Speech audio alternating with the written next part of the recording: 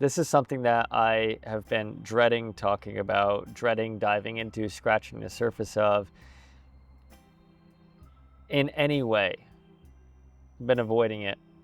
And, I think it's time that we sit down and just have a conversation, just me and you guys, and just talk about AI, because the cat's out of the bag. And I don't think I would believe myself if I said that it's going to go away anytime soon. So I think it's important to just discuss AI, where it falls in the industry, how it affects us, all of these things that have us all up in arms and concerned about, where art meets business and the messiness in between. So it's time that we just sit and have a discussion. So I'm going to start with saying that this isn't me telling you to do anything. This isn't even me knowing what I want to do with things. It's just talking. It's just having a conversation. I want the comments to be an open discussion below of our genuine thoughts, because I don't even have thoughts formulated on AI as of right now. I have no idea how I feel about it. I know that I lean a certain way, and that's just me. Some people love it, some people hate it, some people are in between. So I have a couple disclaimers to mention before we even dive into this. Me personally, I don't like generative AI. I'm a filmmaker and a DP because I love doing this shit. I love getting into the trenches, working hard, the whole DIY, build it yourself, make it happen with your hands mentality, because that's the way I've always been. I don't want to just take the easy route. Everything about filmmaking I love, and that's why I do it. The long hours, the networking, the friends you make along the way, figuring it out and going through shit together when everything sucks and it's falling apart, all of that I love. It is one of my favorite parts of filmmaking. So why would we have generative AI just take that away from me? Second disclaimer, ironically enough, Higgsfield is sponsoring this. I wanted to say that up front. I'm not trying to sneak anything under you. Higgsfield is sponsoring this video. And they've been reaching out to me many, many times over the past 6 to 8 months, however long. And I'll tell you what, I've said no every single time. But it got to a point where they told me that I could say whatever I want in this video. And I was like, I don't like AI. Why do you want to do this? And they said that's okay. Out of all the AI companies that have reached out to me that I've said no to, Higgsfield is the one that I feel most people have talked about, and I guess what looks like has the most options on their website as far as what you can do with it. So I will be using their platform as just kind of walking us through like what are the do's and don'ts and the things that people are doing in the industry. So yes, I don't like generative AI. That's just me. I'm not going to say you're right. I'm not going to say you're wrong. I personally won't use it in any sort of final project at all. I like the shooting process. And if we can't achieve something practically, whether it's budget or just realism, logistics, whatever, then we don't get the shot. But where things start to get gray that I want to talk about with you guys, because I work in the industry and this happens a lot, is pre-production. So especially working in video production and film and working with people who are giving us a lot of money to make something for them, they want to know exactly what they're getting, as much clarity as possible. So when we get into the question of pre-production, is it allowed? That is the gray area that I'm unsure of. I work with directors who have a whole AI previs built out, and I work with directors who just have iPhone previs scouts and everything in between. So let's just put this in here. We're gonna see. I've used Higgsfield like the 20 minutes leading up to pressing record, so forgive me if I'm slow. So we're gonna hypothetically be using this for a pitch deck. So we're gonna be creating an image, I would suppose, where we're gonna describe the scene, and we can upload images here. So let's go to, we have this one here, we have this one here. Okay, let's do this one because this is something that I shot last week. We're gonna select that photo. It's just an iPhone photo of a office space. But the scene that we shot, we actually made it feel like a really cool tone doctor's office, and say that the client needs to see exact the visual that we're going for in this exact space. That's kind of the environment that I see it happening a lot. So what we're gonna do is, I've actually seen Michael Tobin did this, where he used ChatGPT as kind of a prompter, essentially, to really give it the best script. So I'm going to say, make me a prompt to put in Higgsfield AI that instructs Higgsfield to change this photo to have it lit a very dim cool office look and a doctor in a lab coat working on the computer, looking at x-rays. So I put that in to chat, and he was having it create a prompt that is just better fit with all of the details and all of the info, etc. So transform this office into a moody, dimly lit medical office. At night, keep the same exact room layout, camera angle, walls, floor, etc. Lighting. So it's just instructing it more in depth than I could because I'm not a good writer. Okay, so we're gonna take that, we're gonna copy that, and we're gonna paste it into here. We're gonna generate that using, I guess, Nano Banana Pro. I don't know what any of these are, so we'll just use Nano Banana. So while that's generating, I do see the perspective, because we are artists, yes, but we are working as a business with people who are giving us a lot of money. So I do see where everybody's coming from with, so what about the morals of AI? People just need to know where their money's going and exactly how things are going to look. I do see that. That's why previs and anything pre-production is the big question mark and gray area. I don't know how I feel about it. I've come around to it a little bit more because, yes, it does help me develop a visual when working with the director or when working with a client. But please let me know how you guys have used it or not used it at all and your thoughts. Here's what it came up with. Coming from this to that, I feel like it would give me more of a visual. So that is an option where we can use this. And I don't want to get too in depth. Let's just do one more as well, where we're going to remove this, going to remove all these. Now we're going to do a different scout where we actually shot a film where this is our scout photo from this field. And it was a paragliding scene. There were a lot of paragliders flying around. Let's say we're going to use that image. But now, since it's motion with the paragliders, let's go into the Cinema Studio. So I guess Cinema Studio, from what I've been told, is their newest cinema creation tool, to where it really keeps in mind cinema cameras and effects and all of that. Where we've got, let's see, style, which you can adjust, or you can change fine film, like camera. I guess you can clean digital. It can be auto, it can be 16 millimeter. You can do anamorphic, vintage haze, extreme macro, clinical sharp. Again, I'm looking at this as a pre-production thought process. 35 mil, 14, 50. So it's got your focal length and then your aperture, just all your camera settings. And we're gonna use that as an option, as a reference image, I guess I could say. Copy that, and we're gonna generate. We're gonna see what happens. So honestly, I mean, it looks, the good news is it still looks like AI. So using it in final production, I would never put this on there. But the question is this great for pre-production? Honestly, I think it would be a great thing to have in your deck or as a scene with, now we've got a paraglider coming through, and obviously, yes, we can use our imagination to pretend that's there.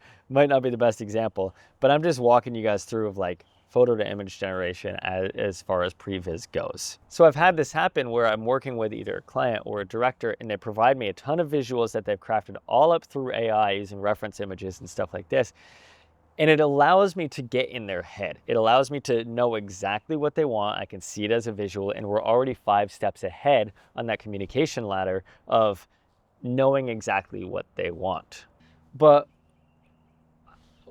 one scenario where this kind of like went astray, and it rubbed me the wrong way.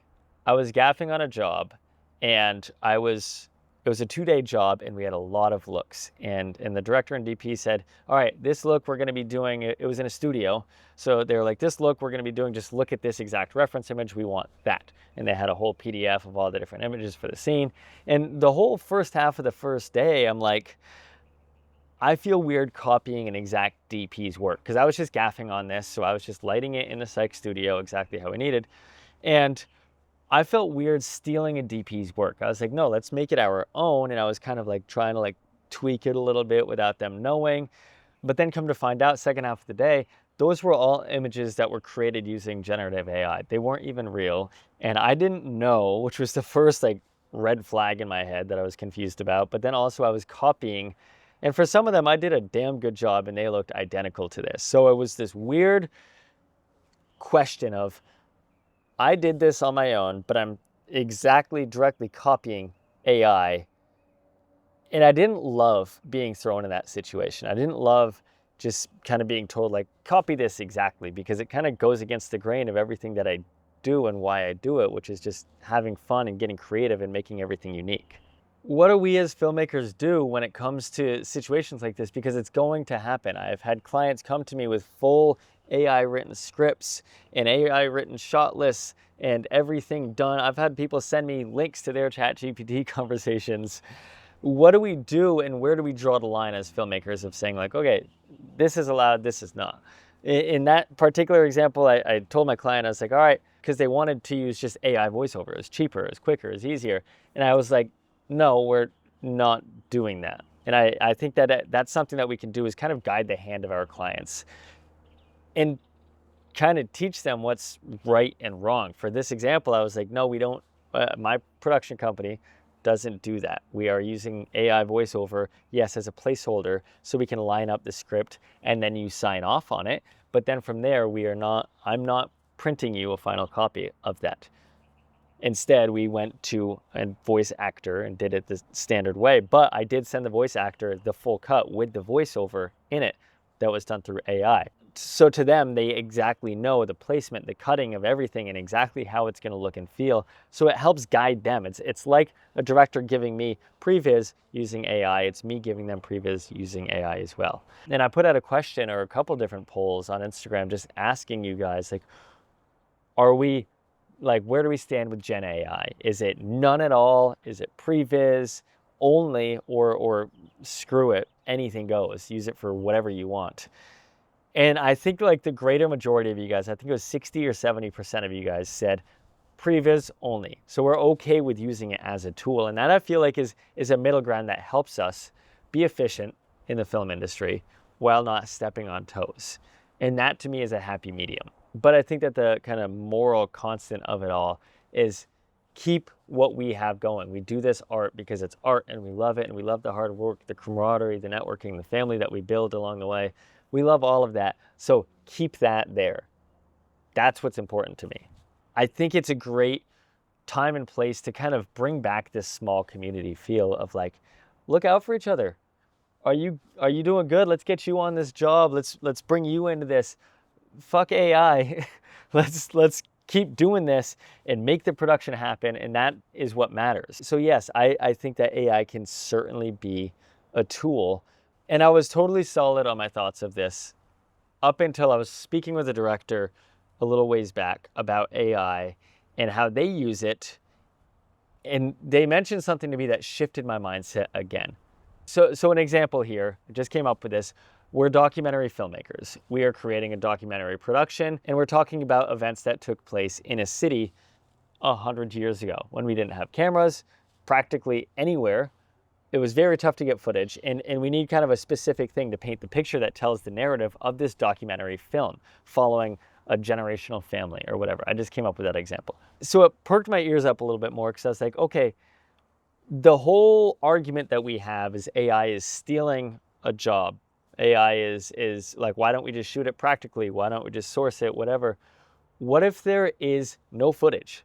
There's no footage that exists. We can't go back to 1910 to reshoot it. Can we use AI then? So then shortly after talking about that, I was out on a job in London, and I captured some footage of London because London's historical and it's got tons of history. So I was like, all right, let's say that I'm shooting a documentary and it involves London and it takes place back in 1910, whatever scene that we are talking about. We're shooting the rest practically in real life. We've got interviews, we've got real-time footage, but some of the scenes, it really sells it to be present in the era. But we've got like these FX6 shots that I got with the Blazer Mantis, not that it matters right now, but just these example shots of modern day London. This is 2026. But say we're shooting this doc and we want this exact angle. We need the telephone booth. We need the building back there. We need all of the architecture to remain the same. I was like, okay, let's plug this in. So I plugged this in to Higgsfield, and it gave me a couple of different options. The first one, and I'm going to walk through the variations of this. I've done this in the past. The first one didn't get us there at all. It completely altered everything. So I worked with ChatGPT to really refine what the prompt was. And this was the second prompt that I had. And it got me there somewhat. It kept the exact framing, and it changed it, for the most part, everything, which I thought was pretty fascinating. But I noticed that it was still mush, obviously, back there. For me, I'm trying to get this as close as we can, assuming that it is kosher to use Gen AI for archival footage. But it wasn't quite there, so I was like, you know what? Let's go real time. Like, I brought my camera into 1910. What does that look like? This was my next prompt. It just didn't quite get it there. It had that interesting feeling that AI does. So I was like, okay, let's refine it. Let's make it static. And this was about as close as I could get it before I called it quits. And this is really interesting to me. So what I did here, I shot the real shot on anamorphic. Here's the actual shot. And here's the generative AI. So it took all of the elements that I wanted and kept them, and it got rid of all the old elements. Now, I don't know if telephone booths were relevant in 1910, but that's not the point here. So I put this all in using the Cinema Studio 3.5 is what they've got now, which it's fascinating because they allow you to put in all of these lens traits. So I said we shot it in real life on anamorphic, so I went to the anamorphic option and I did like a 14 mil. They didn't have what we shot it on, so I just selected 14 mil. And I went and put that in, and it does give us all of this barrel distortion of anamorphics. Similar look to what we are shooting on in our project. So that's the question is, there's no archival footage. There's nothing. We are shooting a $500,000 documentary, and we are talking about London in 1910. Then is this allowed? Because I didn't know. I didn't have an answer to that, and I still don't have an answer to that. Could I use this? Because I've resorted all other options, and those aren't an option. Could I use generative AI for archival footage in a documentary? And that's what the director and I were talking about, and it really got me thinking a lot about how fuzzy that line gets. And I don't know. You answer in the comments, because I don't have a freaking answer for that. I'm not going to say that it concerns me for AI stealing our jobs. I don't think that that's going to happen. I do think that we do, unfortunately, have to adapt in a way of being aware that clients are going to come to us with AI. They are going to AI our work. We need to put that in contracts.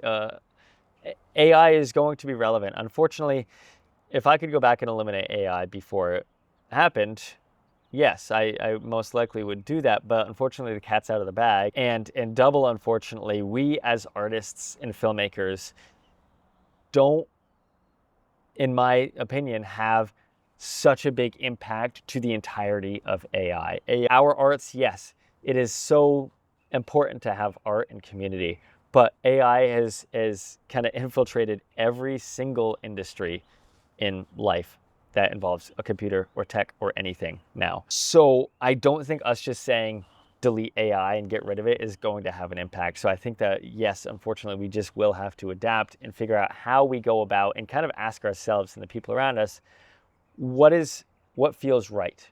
What feels morally correct, and where do we want to stand on this? Because it is something that is changing rapidly. It is something that has arrived rapidly. But I think, or I'm hoping, what is beautiful to come out of all of this is that there's going to be such a growing appreciation from people who aren't working in film of seeing the curtain pulled back and seeing how things really happen. One example we saw is with Apple shooting everything practically for their logo. And I think that we're just going to see a lot more community come around and kind of go back to these like analog small town roots, I guess you could say, of like appreciating the process. Because that, at the end of the day, is why us as artists and filmmakers do it all. It is why us as humans do it. We always want to be proud of our work, no matter what we are doing or building or creating. I think that that is always going to remain there and kind of be like the heartbeat and the lifeline. Leave your thoughts below. This is an open conversation. I could be wrong. I don't know if I'm right. You could be wrong. I don't know if you're right or wrong. Regardless, it is an open conversation down there. I want us to talk about it. I think that there's no time better than now to really stick together and really just look out for each other. So that's my thoughts on AI. Please don't cancel me.